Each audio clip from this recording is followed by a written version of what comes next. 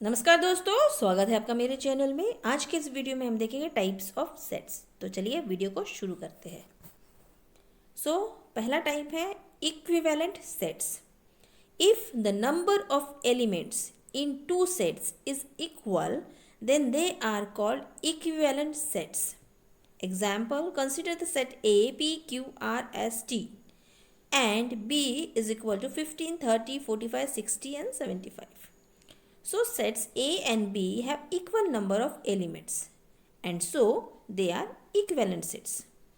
Thus set A and set B are equivalent if number of A is equal to number of B. Means अगर दो set है, दोनों set में number of जो elements है वो सेम है तो हम उसे कहेंगे इक्विवेलेंट सेट्स। ठीक है, जैसे एग्जाम्पल में ए देकर है, ए में P Q R S T देकर है, टोटल कितने नंबर्स है उसमें एलिमेंट्स के 5 है। उसी तरह सेट बी में 15, 30, 45, 60 एंड 75 है, इसमें भी 5 एलिमेंट्स है। तो दोनों सेट में 5 एलिमेंट्स है, इसलिए हम कहेंगे कि दोनों सेट इक्विवेलेंट है। दोनों सेट कैसे हैं? इक्विवेलेंट है।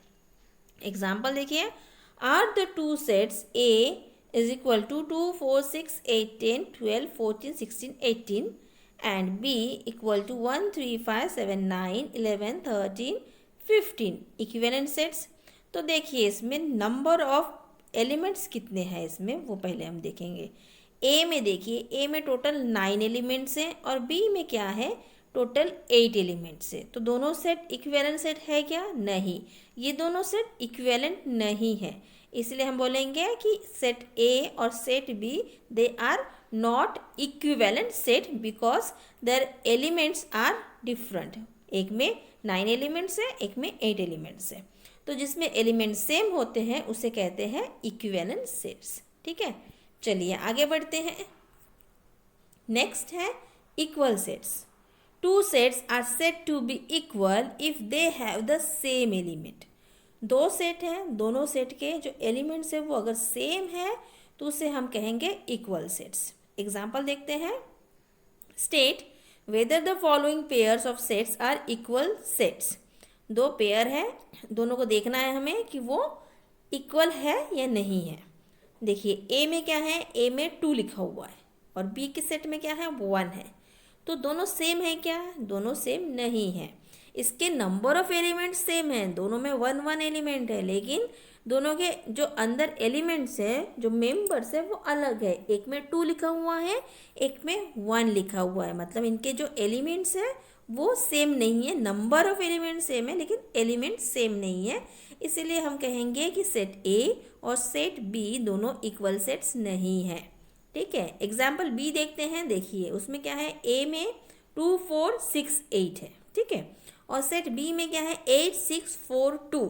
अगर हम ध्यान से देखें तो दोनों सेट इक्वल है क्योंकि दोनों में 2 है, दोनों में 4 है, दोनों में 6 है, दोनों में 8 है। नंबर ऑफ एलिमेंट्स 4 है और जो 4 है एलिमेंट्स वो चारों इस ए में भी सेम है तो बी में भी सेम है, दोनों में सेम है।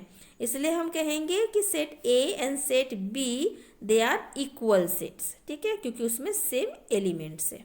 तो ये हो गया इक्वल सेट्स जिसमें कि जो एलिमेंट्स होते हैं वो सेम होने चाहिए। नंबर ऑफ एलिमेंट्स नहीं, इसमें एलिमेंट्स सेम होने चाहिए, उसे कहते हैं इक्वल सेट्स। ठीक है, चलिए आगे बढ़ते हैं।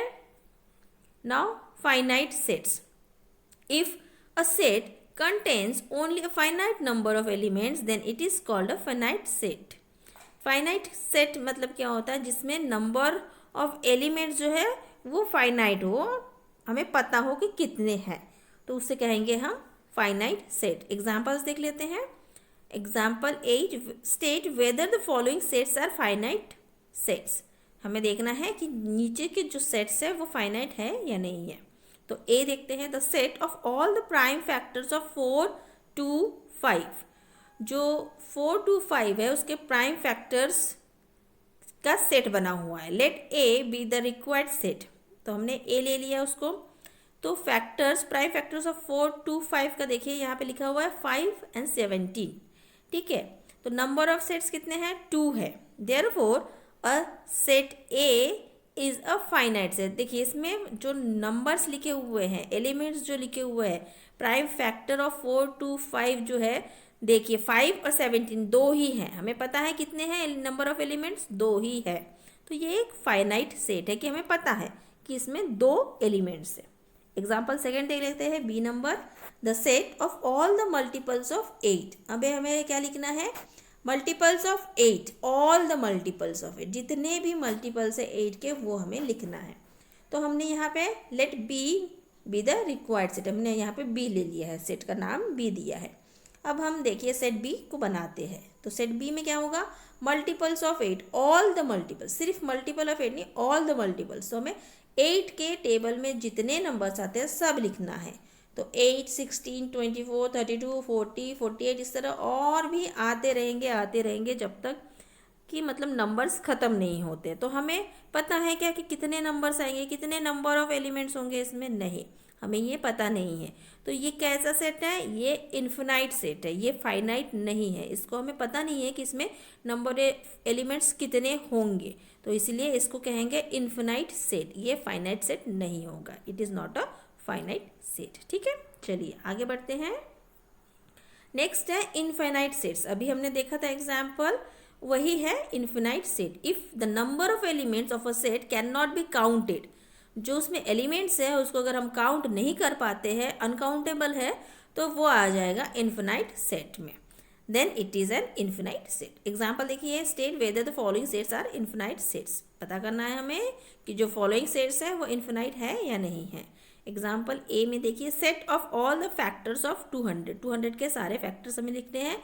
तो ये एक काउंटेबल है कि कितने फैक्टर्स आ सकते हैं, तो हम इसको काउंट कर सकते हैं। जिसको हम काउंट कर सकते हैं वो फाइनाइट सेट है, और जिसको काउंट नहीं कर सकते हैं वो आएगा इन्फिनाइट सेट में। तो इसको काउंट कर सकते हैं तो ये आ जाएगा इन्फिनाइट में, नहीं ये आएगा फाइनाइट में। ठीक है, और सेट बी में देखिए, मतलब एग्जाम्पल बी में देखिए, सेट ए में देकर है -1, -2, -3, -4 एंड 3 डॉट। 3 डॉट मतलब वो आगे आगे आगे वो काउंट होते जाएगा। तो ये क्या है, इसको हमने काउंट कर पा रहे हैं कि कितने हैं, आगे और कितने आ सकते हैं, इसको हम काउंट नहीं कर पा रहे, ये अनकाउंटेबल है। तो इसीलिए क्या होगा, ये इन्फिनाइट सेट में आएगा, क्योंकि इसकी काउंटिंग जो है, काउंटिंग डज नॉट स्टॉप, इसको हम स्टॉप नहीं कर रहे, ये कंटिन्यू चल रहा है।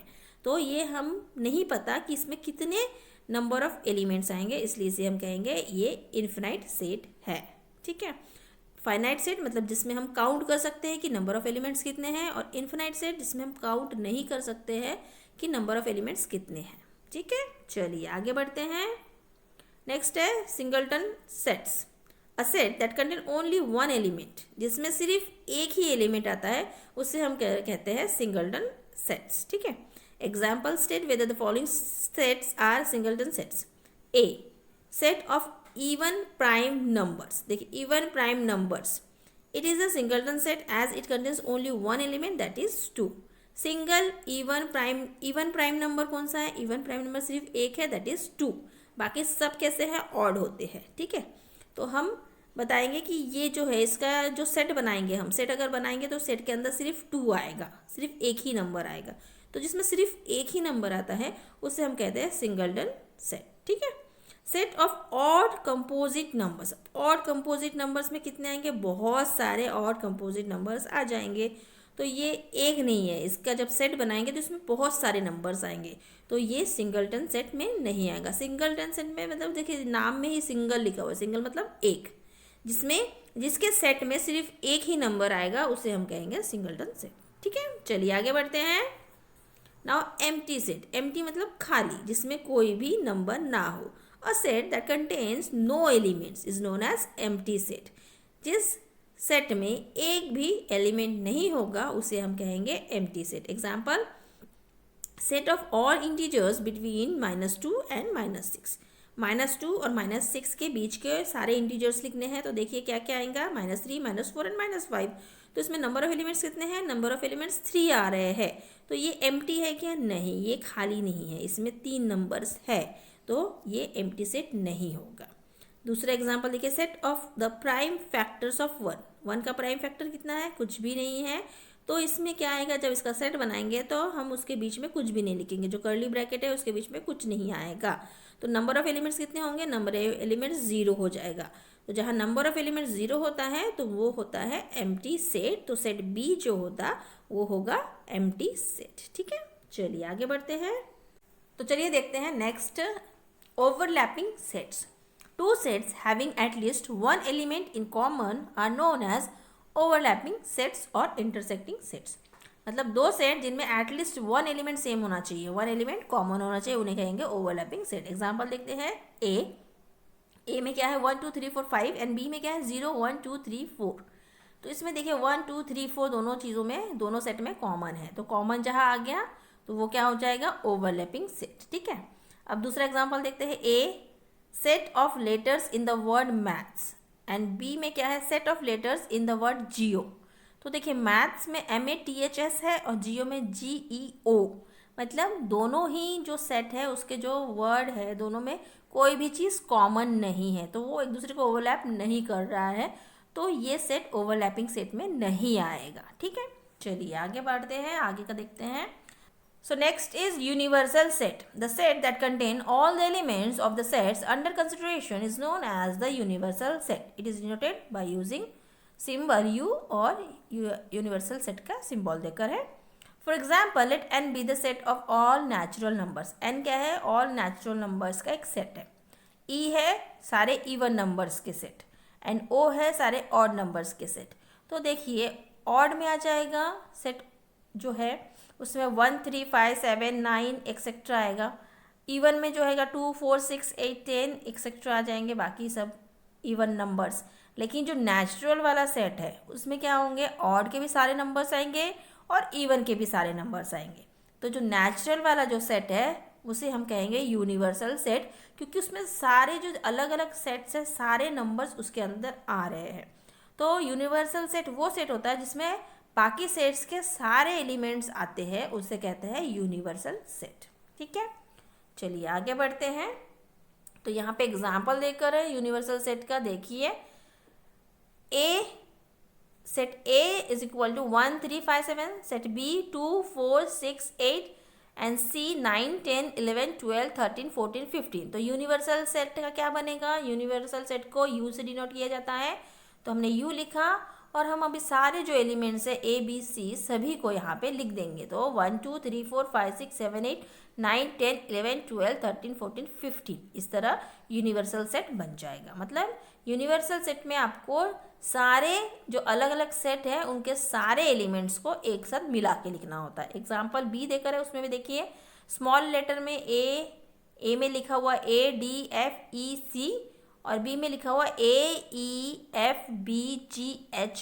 तो यूनिवर्सल सेट में हमने क्या लिखा, ABCDEFGHI।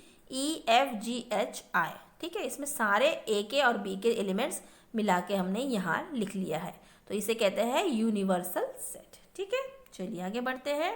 यहाँ पे कुछ एग्जाम्पल्स देकर है, कुछ एक्सरसाइजेस देकर है, वो आप सॉल्व कीजिए। और अगर आपको कहीं पे भी कुछ भी डाउट है तो कमेंट बॉक्स में मुझे लिख के बताइए, मैं उनको सॉल्व करने की पूरी कोशिश करूँगी। इनका आप स्क्रीनशॉट ले लीजिए और इसको सॉल्व करने की कोशिश कीजिए। ये रहा एक्सरसाइज 5.1, देन एक्सरसाइज 5.2, इसका भी स्क्रीनशॉट ले लीजिए और सॉल्व करने की कोशिश कीजिए। और कोई भी प्रॉब्लम है तो कमेंट बॉक्स में मुझे लिख के बताइए। ये है एक्सरसाइज 5.2 के आगे के क्वेश्चंस, इसका भी स्क्रीनशॉट ले लीजिए। देन एक्सरसाइज 5.3 और ये है रिवीजन एक्सरसाइज, इसको भी अच्छे से स्क्रीनशॉट ले लीजिए और सॉल्व करने की कोशिश कीजिए। आप जितना सॉल्व करने की कोशिश करेंगे, जितना सॉल्व करेंगे उतना ही आपका प्रैक्टिस होगा, और जितना प्रैक्टिस होगा उतने आप इस टॉपिक में परफेक्ट हो जाएंगे। ठीक है, तो यहाँ पे मैं अपना वीडियो खत्म करती हूँ। वीडियो कैसा लगा कमेंट बॉक्स में मुझे बताइए, और कोई भी डाउट है तो कमेंट बॉक्स में लिख के बताइए, मैं उनको सॉल्व करने की पूरी कोशिश करूँगी। चलिए मिलते हैं नेक्स्ट वीडियो में, टिल देन बाय बाय।